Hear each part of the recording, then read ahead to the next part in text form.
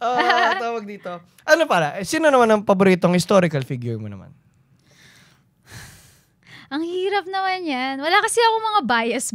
Wow. Hindi, parang amazing tong tao na to. Grabe yung contribution niya sa tao. Siguro sa humanity. Ang hirap. Sobra. Pero kung... Medyo pinapahirapan ko talaga yung mga talaga. Feeling ko nag-essay ako nung bumalik ako sa school. I would say, meron akong dalawang naiisip ngayon. Pero, ang hirap. Siguro one would be Alexander the Great. Sige. The things that this guy... I'm thinking ancient times. Sige. Pag history kasi usually. Yun, Alexander the Great, one. Kasi, well, he killed a lot of people. Yun nga. Sige, may ako dyan. Pero parang just imagine, without this guy, hindi mabubuo yung ngayon. Yung merging of cultures, right?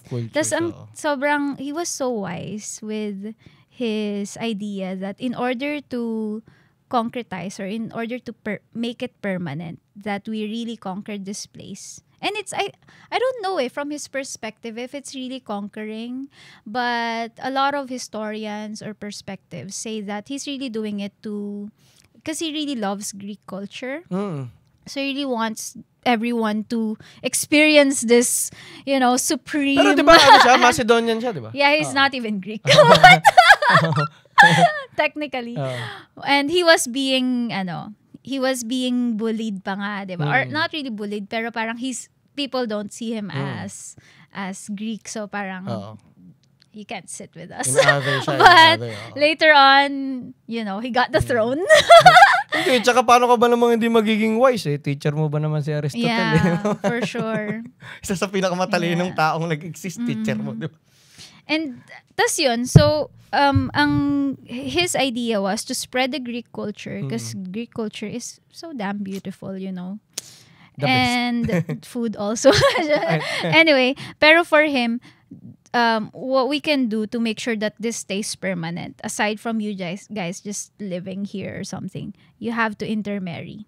So pinapakasal niya yung sa mga places, specifically Asian region. Kasi 'di ba Europe yung you have to marry yung soldiers niya. They you have to be with Asians. And that's why we have a lot of beautiful happy babies. Pero ito naman, meron naman akong nalaman na yung sa Nepal ata o India, hindi ako alam kung sa India ba o sa Nepal. Yung Malana, parang Malana tribe sila, sa bundok sila. Sila, parang naman sila, isolationist sila. As in, bawal mo silang hawakan. Parang talagang, pag kunyari magbabayad ka sa bibili mo sa kanila, kailangan mo ipatong dyan, kukunin nila. Kasi, ang paniniwala naman nila is galing sila sa lahi ni Alexander the Great. So, parang sila. Pure yung dugo nila, hindi sila pwedeng mataint ng ibang dugo. Malana culture. He can't breathe the same air. Parang yung Malana culture, and at the same time, kaya ako rin sila nakilala. Medyo medyo hippie culture sila. Wow. Medyo sila yung... Naging hippie yung descendants ni Alexander. Nagkakanabi sila. Parang yun yung nila, yung hashish doon. Parang sikat yun doon. Wow. Pero yun lang na, ko lang na, galing na, sabihin, iba-iba rin ng sila. No? Yeah.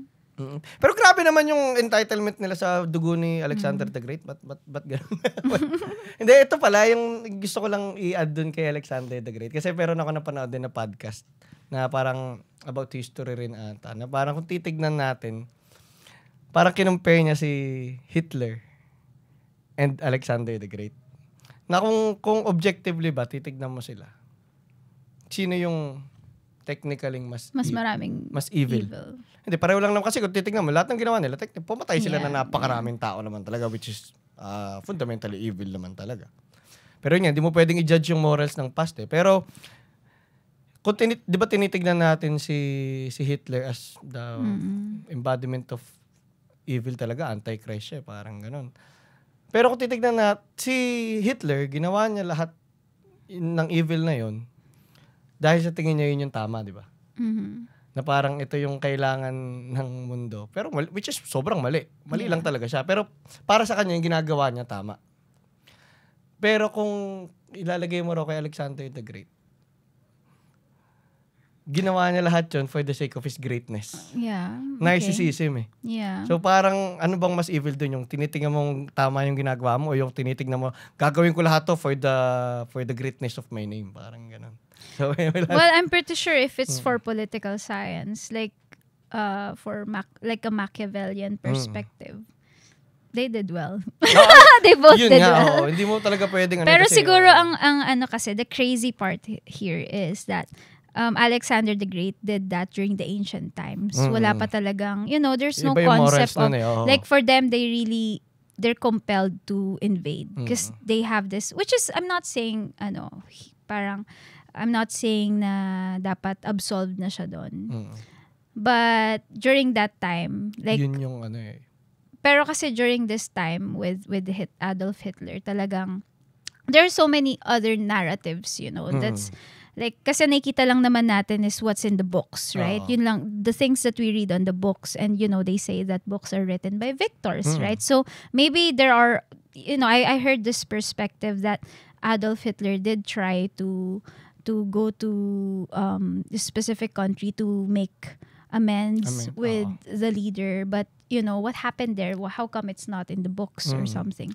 So we don't know, but siguro kaya lang the reason why Adolf Hitler is more pinned as like really evil like really evil is because it was done during what age, right? Like post Jesus Christ era. Tsaka like of course the process pa how they killed, like all of these stories, but yeah, in the end, like it's hard.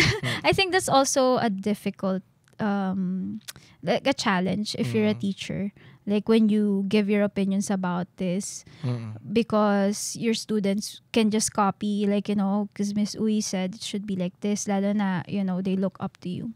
But for me, it's more just really be open in new discoveries, because you don't know, like what if there are things that are just kept, and later on truth will be revealed, and di ba nga tayo, like kaya napaka-importante maging seeker talaga. Yeah, you have to be open to these changes, and like but yeah, of course that's just different because it's lives being lost, right? Di naman like, I mean, I'm saying this right now because I was not there, like I didn't. Baka kung ikaw yung pero maybe when I'm there, Alexander like, holy crap, like, ikaw yung Egypt. I gotta do something. But yeah, so Alexander the Great is, for me, maybe just one of the, siguro, hindi, syempre, without moral bias talaga. Yung impact naman niya talaga sa history, napakalaki talaga. Like, even Cleopatra, right? Like, ano niya, di ba? Magka-descendant na si Cleopatra, di ba? That one, I'm not entirely sure if it's true. Pero si Cleopatra, alam ko, Greek na siya. Hindi siya yung ancient Egyptian, di ba? Ptolemaic era siya. Parang, nga siya. Hindi ko na masyadong, yun. Pero, yun, those kinds of personalities. Si Cleopatra yung pangalawa. They don't become famous for whatever. But yeah, so Alexander the Great. I also like Nikola Tesla. Very interesting, right? Nefertiti. Sige, paano kay Nefertiti yung asawa ni Pharaoh Akhenaton? Kasi si Akhenaton, namin. Wala naman, parang lang siya. It's just interesting that this girl really supported her husband, right? With you only need one woman, or we don't know, maybe he had a lot of women on the side, I don't know, pero parang siya yung I think she also focused on like the art. They focused on the arts during that time. We were talking about this earlier, but that time they had a different art. Different kind of art compared to the classical classic ancient Egyptian art style, which really shocked people. So parang it's a way of saying na, okay, this is a different time, dude. Like trailblazers. Yeah, parang welcome, Takot siya kasi make Egypt great again. Yun. Pero tsaka si Pharaoh Akhenaton. Napakalaki ng impact niya. Like, hindi lang natin alam, pero napakalaki ng impact niya. Yeah, he dun siya from a polytheistic nation, right? Is it even a nation back then? Pero from a polytheistic kingdom or empire, right? It became monotheistic. They started focusing on one God. Sino? Si Ra? Si Aton. Okay. That's his God, right? Aton is his God. That's why he named himself Akhenaton. And yung artworks nga daw nila when you go to a museum, even the placement, the way it's curated, like they would put it like looking down at people, yung mga sculptures. So parang when you go inside that museum, talagang you see that, you know, they're higher beings and stuff. Like something like that. Very, very, very interesting. Pero very si Akhenaton talaga, it's a very, he's a very spiritual pharaoh, di ba? Yeah. Talagang, siya, medyo religious talaga siya. Yeah, which is, I don't know if that's even healthy for. Medyo, sabi, no. Bakit medyo, ngayon, di ba, state and church, hindi ba? Oo. Feeling ko kasi, nagkakamali. Kasi pwede ka naman magkamali sa spirituality mo. So, Mahirap din. Mahirap.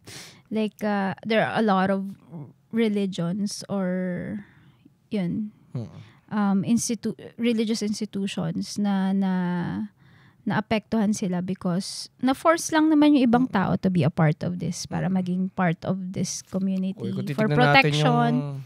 Magbabanggit ba tayo? Titignan natin yung pinakasikat. I mean, sobrang sumikat yung pinakasikat dahil sa conquest eh. Yeah, diba? yeah. I mean, lahat naman ng religion kumalat dahil sa conquest. I think that part, it's like... Yun lang din yung paradoxical dun eh. Na lahat ng religion, it teaches love. Pero lahat din ng religion kumalat dahil sa gera eh. Yeah.